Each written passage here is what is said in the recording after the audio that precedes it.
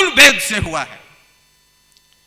मुझे भारत का एक भी महापुरुष ऐसा नहीं दिखता है जो वेद से प्रकट हुआ हो, वेद को पढ़कर हुआ। और ना ही कोई गुरु के पास कोई जाए तो वेद को पढ़कर आया और उसे ज्ञान की प्राप्ति हुआ, कहीं नहीं। चैतन्य महाप्रभु, रामकृष्ण परमहंस, स्वामी विवेकानंद, कबीर, मीरा, रैदास, रमन महर्षि, एक लाइन सा लगा है निसर्ग दत्त। जहां देखो एक लाइन सा लगा, कोई वेद का पाठी नहीं, कोई भागवत को सुनने वाला नहीं, कोई रामचरितमानस को पढ़ के नहीं आया था, किसी में कुछ नहीं, बस गुरु के सानिध्य में गया, तपस्या किया, साधना किया और सत्य को जाना। कोई भीड़ नहीं, कोई आडंबर नहीं, गुफाओं को खोजा, जंगल को खोजा, एकांत को खोजा, पेड़ के नीचे बैठ गया, साधना किया, निकल गया। लेकिन फिर एकत्रित किया जाए ऐसा करके, तो वही देखा कि जब धर्म आदि को एकत्रित कर दिया, गधा आदि को एकत्रित कर दिया वहां, तो फिर कहता है कि वही वेद पाठी पंडित फिर आगे बढ़ता है। कहीं कुछ प्रयोजन नहीं, कहीं कुछ वो नहीं, वेद का रट्टू, पोपट ज्ञान, वेद की रट्टू, ऐसा करके जब आगे बढ़ता है तो क्या देखता है? एक पत्र जल में बहता हुआ आ रहा है उस पंडित का। वेद पठन, भागवत की कथा, रामायण की कथा, सबको सुन के रट्टू की तरह हो गया।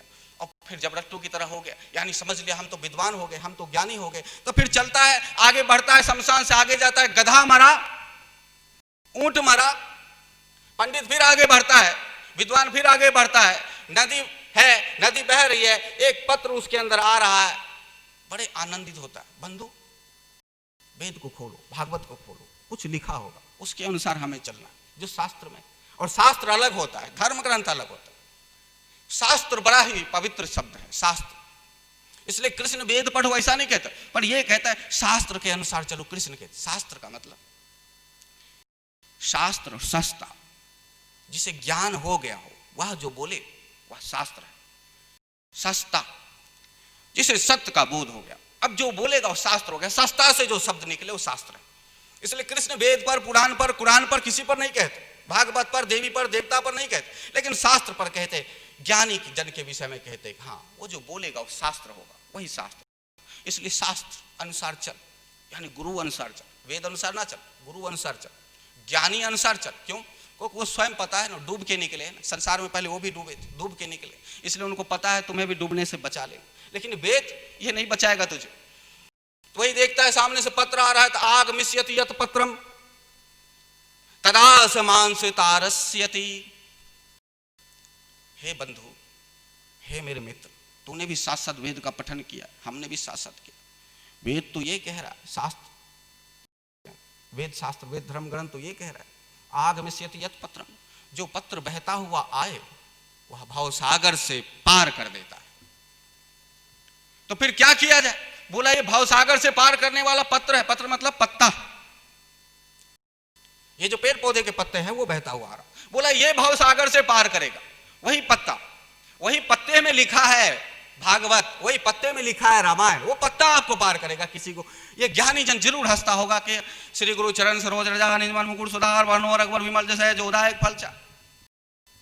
हनुमान चालीसा पढ़ लिया और वो पत्ते पे लिखा है और हम पार हो गए। और कितना झूठा ये तुलसी कहता है, जो यह पढ़े हनुमान चालीसा हुए सिद्ध साखी गौरी सा। कितना झूठा। कभी किसी हनुमान चालीसा को पढ़ने वाला ये सोचा जो यह पढ़े हनुमान चालीसा, जो यह पढ़े हनुमान चालीसा हुए सिद्ध, वो सिद्ध होगा। मैं एक को भी नहीं देखता हूं, सबको मैं हनुमान चालीसा दे लेता हूं, कोई सिद्ध हो जाए तो मैं मान जाऊं। हुए सिद्ध, वो सिद्ध हो जाता। साखी गौरी सा, यानी महादेव और पार्वती इस बात की साक्षी है, वो देख रहे, किसी को नहीं देख रही ये महादेव या पार्वती। और कितना झूठा तुलसी लिख दिया हुए सिद्ध साखी गौरी सा। बकवास। वही पत्र, वो पत्र तराता, जितनी बार पाठ करोगे, जितनी बार भागवत सुनोगे, जितनी बार कथा सुनोगे, सब ये तुम्हें पार करेगा। तो देखा वो पत्ता पानी में बहता हुआ, जो स्वयं पानी में बह रहा हो।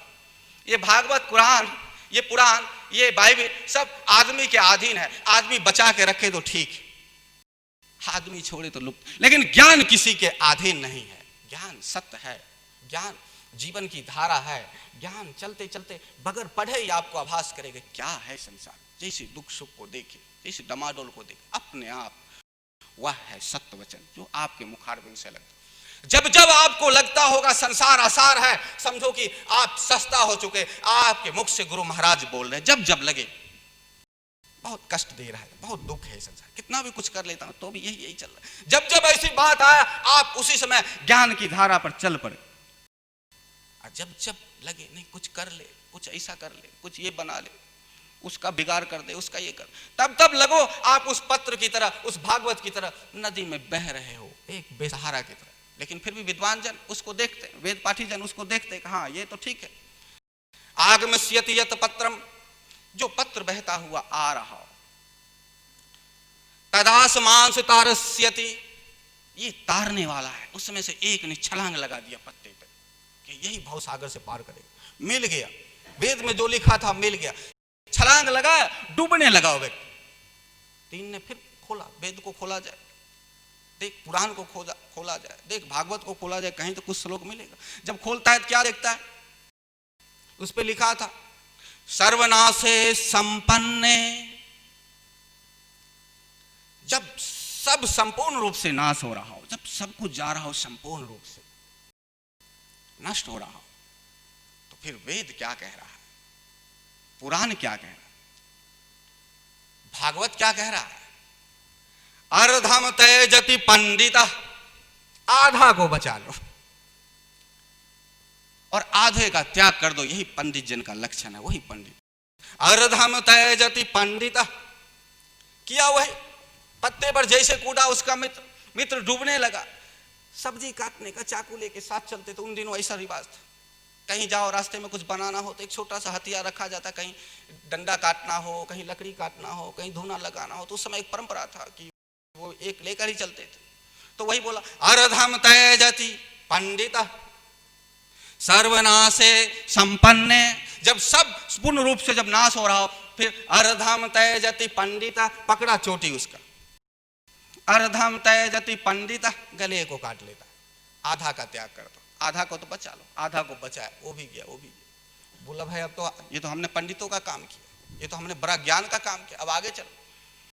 रास्ते में कुछ गृहस्थ बोले वेद पाठी है, वेद का पठन पाठन करके आए, बहुत बड़ा विद्वान है, हमारे घर पवित्र हो जाए, जो ये हमारे घर पे आए, इनका सेवा सत्कार किया जाए। तो बोलता है प्रभु वेद के देवता, वेद को जानने वाले, आपको सत सत नमन है, आप आइए और हमारे घर पधारिए और कुछ प्रसाद आप ग्रहण कीजिए ताकि हमारा गृहस्थ आश्रम कृतार्थ हो जाए। बोले हाँ ठीक है चलो। जो 3 बंधु बचे थे, एक को तो गला काट ही दिया था, 3 बचे साथ में चलो।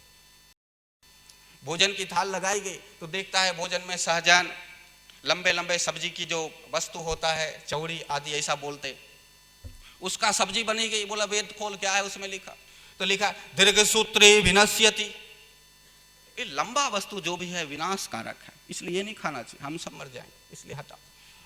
फिर रोटी को देखता है तो फिर बोलता अति विस्तार विस्तीर्णम, ये बड़ा चौड़ा है, अति विस्तार विस्तीर्णम तद्भवेनम चिरायुषम, ये अति विस्तार, ये आयु को छीन करने वाला है बंधु। वेद अनुसार चलो, इसको छोड़ो, तुम खाओगे तो तुम्हारी आयु हीन हो जाएगी। और ये दीर्घ सूत्री विनश्यति, ये विनाश कर देगा, भूखा ही रह गया। ये होता है वेद का।